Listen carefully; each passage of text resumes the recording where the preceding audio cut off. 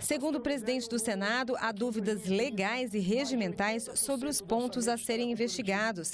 Entre os 13 itens apresentados no requerimento de criação da CPI, estão questões relacionadas à atividade jurisdicional do Supremo e do STJ. O regimento interno do Senado define que não pode ser objeto de CPI matérias pertinentes à Câmara dos Deputados, ao Poder Judiciário e aos Estados. Mas, segundo Davi Alcolumbre, há 2 ou 3 itens com fato determinado e que poderiam ser objetos de investigação.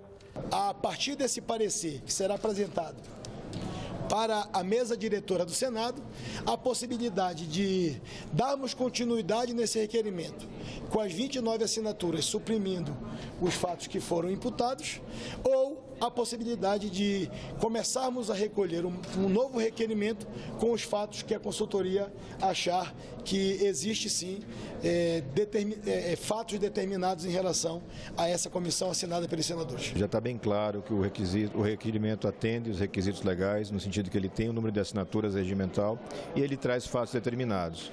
O que o presidente apontou é, na primeira análise, que alguns dos fatos, foram 13 fatos que nós apontamos, alguns desses fatos, na opinião de alguns técnicos, não seriam fatos compatíveis com o CPI. A gente vai aguardar esse posicionamento, vamos colaborar nesse sentido dessa análise.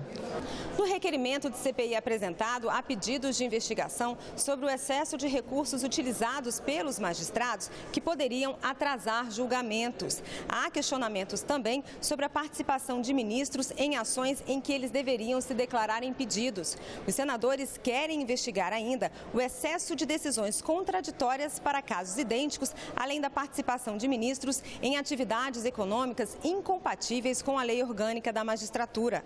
A análise dos consultores e dos advogados do Senado ainda não tem data para terminar. Mas a instalação da CPI dividiu opiniões no plenário do Senado. Ela é inconstitucional por essas razões da independência. E é também porque ela é uma metralhadora giratória, atirando para todo lado. Não tem um fato determinado. Ninguém pode falar do Poder Judiciário. É uma celeuma.